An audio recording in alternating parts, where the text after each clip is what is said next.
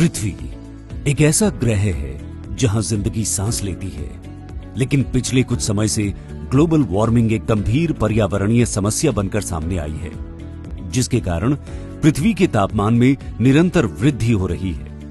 ऐसे में दिन ब दिन बढ़ती गर्मी से बचने के लिए हम वातानुकूलित उपकरणों का इस्तेमाल करके राहत पाने की कोशिश करते हैं। एयर कंडीशनर यानी एसी हमारे जीवन में बड़ी जरूरत बन चुके हैं।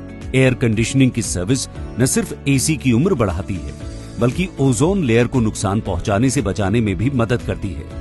कैसे, आइए जानते हैं। आमतौर पर इस्तेमाल होने वाले रेफ्रिजरेंट जैसे हाइड्रोक्लोरोफ्लोरोकार्बन HCFC-22 ओजोन क्षयकारी पदार्थ ODS है, जो स्ट्रेटोस्फेयर की ओजोन परत को नष्ट करते हैं, और हाइड्रोफ्लोरोकार्बन HFC-32 R410A में उच्च ग्लोबल वार्मिंग क्षमता यानी GWP होती है, जो जलवायु को प्रभावित करती है। ओजोन परत की सुरक्षा के लिए वियना कन्वेंशन 1985 में सिद्धांत निर्धारित किए गए।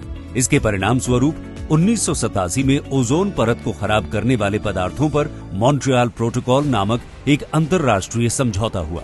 भारत 1992 में मॉन्ट्रियल प्रोटोकॉल का पक्षकार बना और तब से इन पदार्थों के उपयोग में अत्यधिक कमी आई है। अब तक आप समझ ही गए होंगे कि एसी की सर्विस का क्या महत्व है।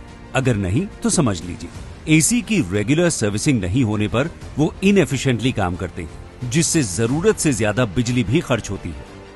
उचित रखरखाव और सर्विसिंग से उपकरणों के जीवन काल में लगभग 50% तक बढ़ोतरी होती है और ग्रीन हाउस गैस उत्सर्जन में कमी आती है। एसी से रेफ्रिजरेंट लीक हो जाते हैं और सर्विस टेक्नीशियनों द्वारा उसकी पूर्ति की जाती है। रेफ्रिजरेंट से सिस्टम को फ्लश करने और उचित सर्विसिंग उपकरणों की कमी के कारण रेफ्रिजरेंट की खपत बढ़ती है। सर्विसिंग क्षेत्र कुल रेफ्रिजरेंट की खपत का लगभग 45% होता है। इसलिए ODS और GWP रेफ्रिजरेंट को सफलतापूर्वक चरणबद्ध तरीके से समाप्त करने पर ध्यान देने की आवश्यकता है। मॉन्ट्रियल प्रोटोकॉल के तहत HCFC को चरणबद्ध तरीके से फेज आउट किया जा रहा है।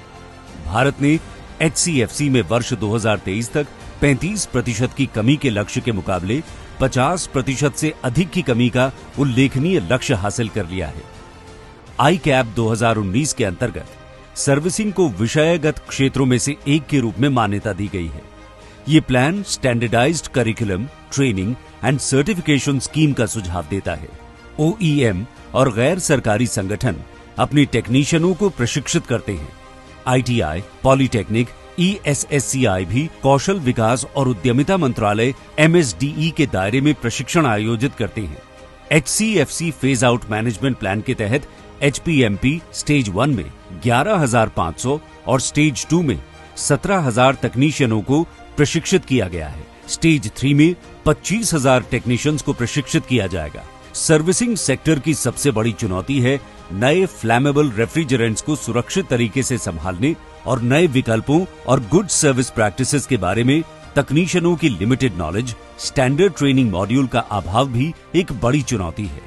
इन चुनौतियों से निपटने के लिए हाल ही में MSDE की राष्ट्रीय व्यावसायिक शिक्षा प्रशिक्षण परिषद NCVET ने RAC सेवा टेक्नीशियंस के लिए एक सर्टिफिकेशन सिस्टम को मंजूरी दी है। मौजूदा प्रणाली को सर्टिफिकेशन सिस्टम के साथ जोड़ा जाना चाहिए, जिसमें प्रशिक्षित टेक्नीशियंस का प्रशिक्षण, मूल्यांकन और प्रमाणन शामिल है। ये ज्वलनशील और विषैले रेफ्रिजरेंट को संभालने में सेवा टेक्नीशियंस की क्षमता को बढ़ाएगा और गुड सर्विसिंग प्रैक्टिसेस को बढ़ावा देगा। इससे सर्विसिंग को एक मान्यता प्राप्त पेशा बनाया जाएगा और बेहतर रोजगार के अवसर पैदा होंगे। मॉन्ट्रियल प्रोटोकॉल के प्रति भारत का उल्लेखनीय समर्पण, पर्यावरणीय प्रबंधन और वैश्विक सहयोग हमारी प्रतिबद्धता का प्रमाण है। प्रशिक्षण और प्रमाणन कार्यक्रम को विकसित करने और कार्यान्वित करने में भारत सरकार के विभिन्न विभागों के प्रयास न केवल सराहनीय हैं, बल्कि एक स्थायी भविष्य का मार्ग प्रशस्त करने में भी महत्वपूर्ण है। ये पहल इस बात की मिसाल है कि कैसे केंद्रित प्रयास और सहयोग हमारे सतत विकास लक्ष्यों यानी सस्टेनेबल डेवलपमेंट गोल्स की दिशा में सार्थक प्रगति ला सकते हैं। आइए हम इस सफलता को जारी रखें, पर्यावरणीय अखंडता का समर्थन करें और आने वाली पीढ़ियों के लिए एक स्वस्थ ग्रह सुनिश्चित करें।